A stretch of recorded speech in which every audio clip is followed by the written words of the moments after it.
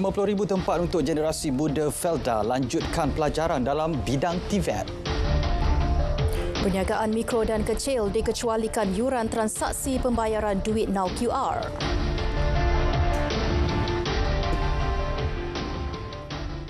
Assalamualaikum, salam Malaysia Madani. 50,000 tempat disediakan kepada generasi muda Felda untuk lanjutkan pelajaran dalam bidang pendidikan dan latihan teknikal dan vocational TVET. Ya, Timbalan Perdana Menteri Datuk Seri Dr. Ahmad Zahid Hamidi berkata peluang itu ditawarkan di lebih 1,300 institusi TVET kepada generasi kedua hingga kelima. Beliau yang juga pengerusi Jawatankuasa Majlis TVET Negara memaklumkan kursus disediakan bersesuaian dengan kehendak guna tenaga negara.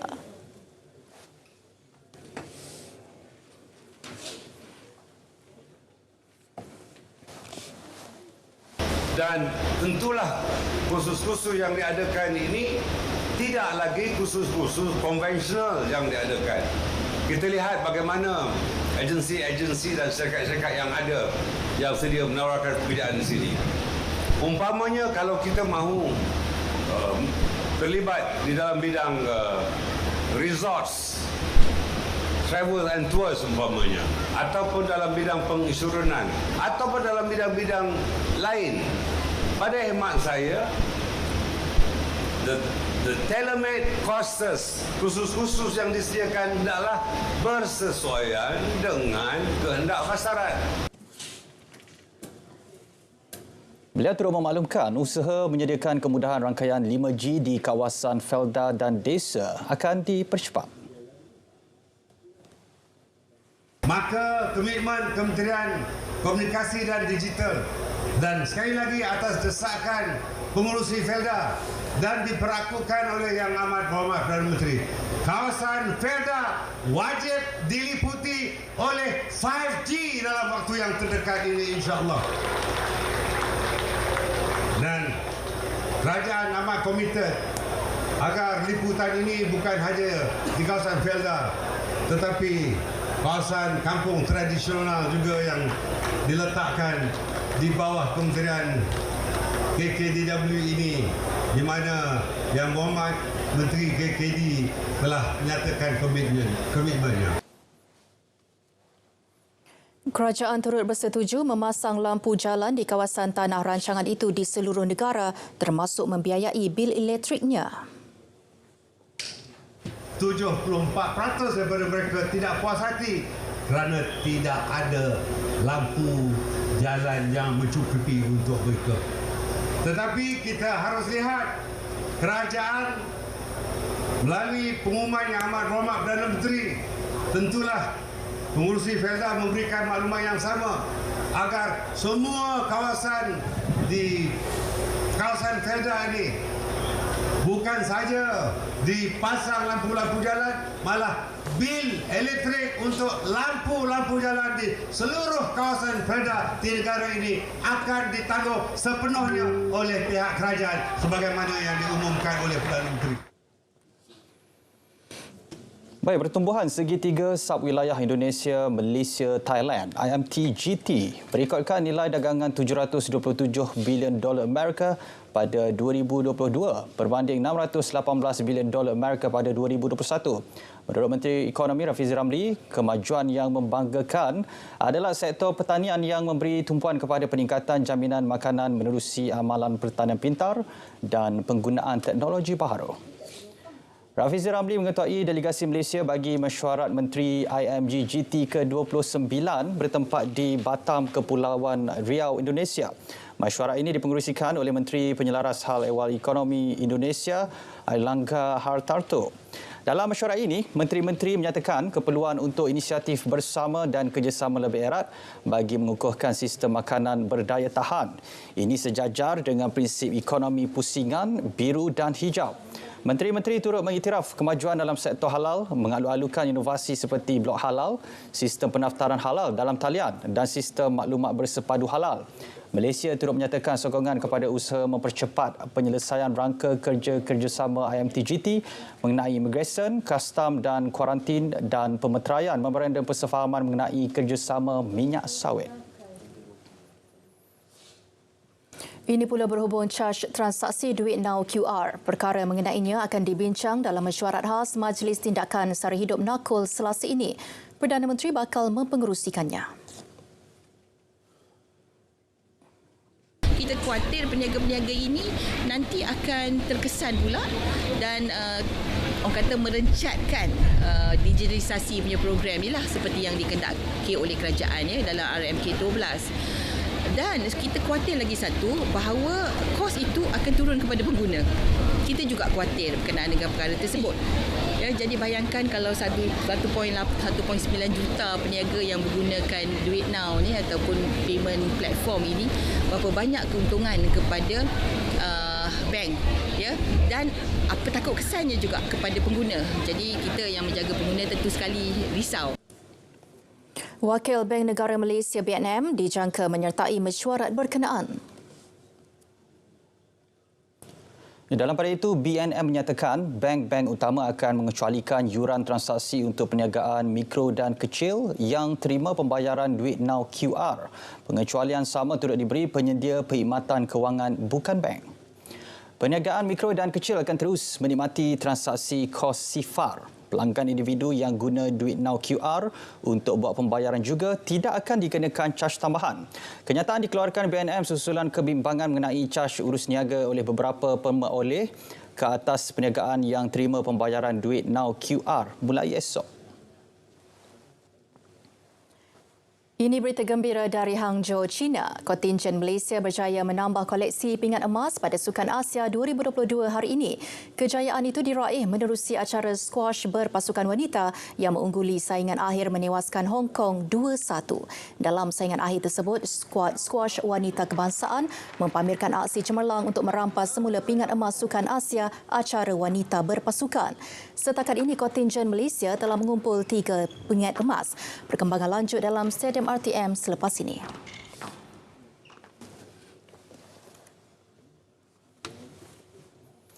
Ya, malam ini Gala Festival Budaya Putrajaya 2023 sedang berlangsung di Dataran Putrajaya dan perasmiannya bakal disempurnakan Perdana Menteri sebentar saja lagi. Ya, untuk perkembangannya terus sahaja bersama Muhammad Najib Masyur. Silakan.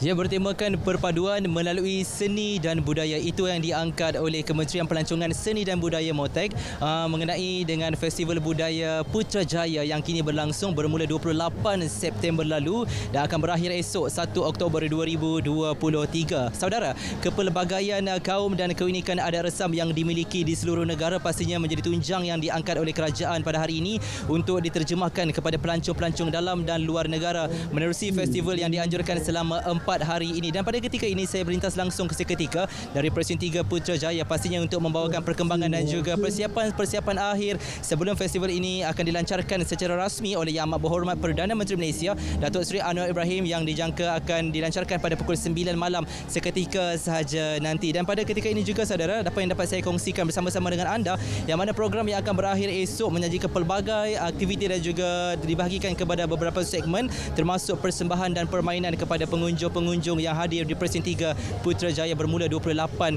September yang lalu. Dan antaranya dapat saya rangkumkan adalah Putrajaya Culture Fund Run and Gathering, Coffee Republic persembahan pentas bercirikan tradisional yang pastinya menyuntik semangat kemerdekaan untuk diterjemahkan kepada pelancong-pelancong dalam dan juga luar negara. Dan turut diadakan adalah penjagaan seni ataupun art care, pencukilan bakat seni budaya, pameran, demonstrasi dan interaktif seni budaya, warisan makanan warisan, penjualan produk craft. Selain itu juga diadakan adalah produk komuniti, produk tradisional yang menyajikan busana, senjata, alat muzik, makanan warisan dan seni visual, pertandingan dan juga kuis-kuis, seni budaya pelancongan dan banyak lagi saudara. Dan juga festival ini menampilkan perkhidmatan daripada pelbagai agensi menerusi MOTEK seperti Istana Budaya, Jabatan Seni Kebudayaan Seni Malaysia, Balai Seni Negara, Perbadanan Kemajuan Kraf Tangan Malaysia, Akademi Seni dan Warisan Kebangsaan Aswara. Dan pada malam ini pastinya antara kemuncaknya konsert gala Dikir Barat Mega Rebana bersama Orkestra Tradisional Malaysia atau OTM yang akan berlangsung sekitar pukul 9 malam nanti, dan juga yang akan menampilkan penyanyi terkenal negara termasuk Liza Hanim, Syamil Nadira Amsharli dan ramai lagi. Jadi kepada anda yang berkesempatan ataupun yang berada di sekitar Prestij 3 Putrajaya ini, anda adalah dialu-alukan untuk bersama-sama dengan kami di sini bagi memeriahkan lagi Festival Budaya Putrajaya ini. Jep, saya kira itu saja perkembangan langsung dari Prestij 3 Putrajaya. Kembali ke Angkasa Puri. Baik, terima kasih Najib. Langsung dari Putrajaya. Baik, kita ke perkembangan seterusnya. Kemenangan 7 filem animasi pendek tempatan di pelbagai pentas berprestij bukti karya animasi negara setanding peringkat antarabangsa. Ya, bagi menyokong perkembangan industri berkenaan, bantuan berterusan akan diberi Kementerian Komunikasi dan Digital. We at KKD through MDEC look forward to continuously supporting and providing opportunities to our local animation industry through talent programs, grant support, missions to animation festival, and business matching initiative. 7 filem animasi pendek tempatan tersebut ialah Frame Memories, The Pillar of Strength, Kuih Apocalypse, The One That Got Away, Walinong Sari, The Murals dan Footprints in the Forest. Ia bakal ditayangkan di pawagam terpilih sepanjang Festival Filem Animasi Malaysia MAFF yang bermula 5 Oktober ini. Inisiatif membabitkan kerjasama GSC dan MDEC.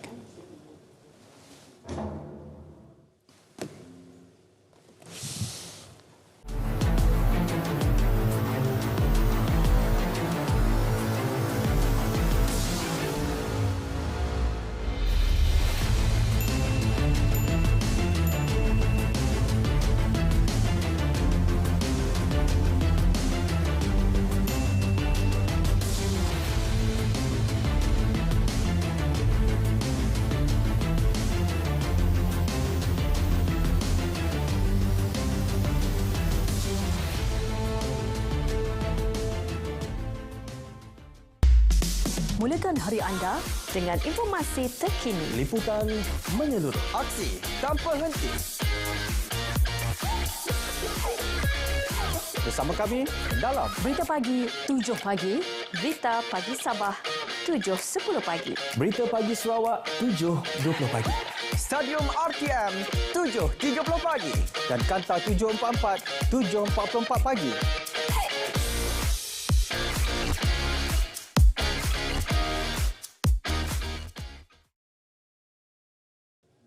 Bertemu kembali.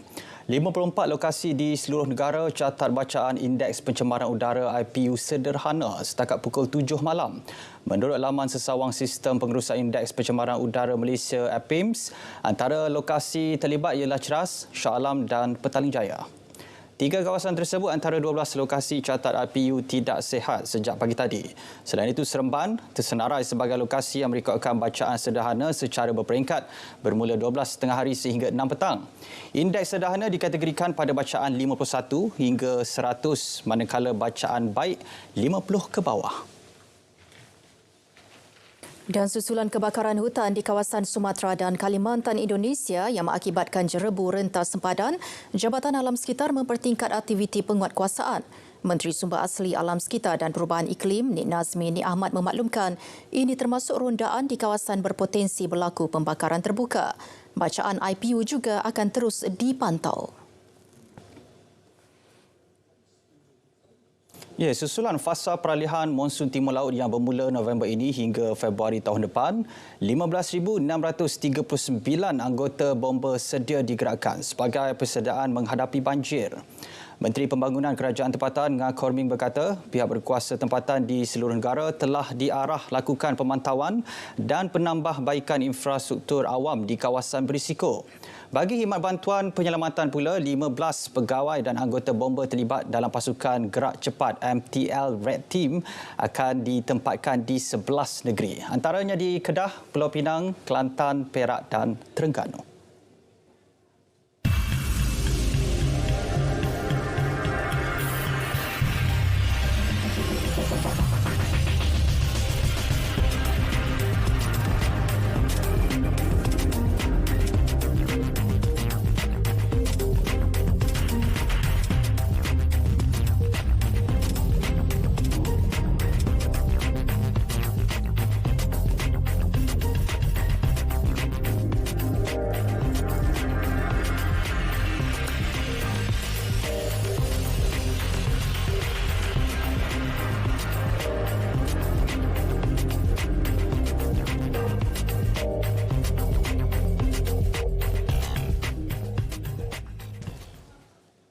Kerajaan Negeri Kelantan digesa ambil langkah lebih proaktif bagi menjamin sekuriti makanan di negeri berkenaan. Titah Sultan Kelantan Sultan Muhammad Kelima ini termasuk memperhalusi permohonan penukaran status tanah pertanian kepada bangunan. Langkah itu bagi mengekang pengurangan tanah pertanian sekaligus mengganggu rantaian bekalan makanan negara. Baginda sedar situasi ekonomi semasa tahun ini dijangka tumbuh perlahan. Ia berikutan ketegangan geopolitik antarabangsa yang menyumbang kepada kenaikan harga barang dan memburukkan inflasi global. Justru baginda berharap perkara mengenainya diberi perhatian serius oleh kerajaan negeri. Ini termasuk segera melaksana pelan jangka pendek untuk atasi tekanan sara hidup rakyat.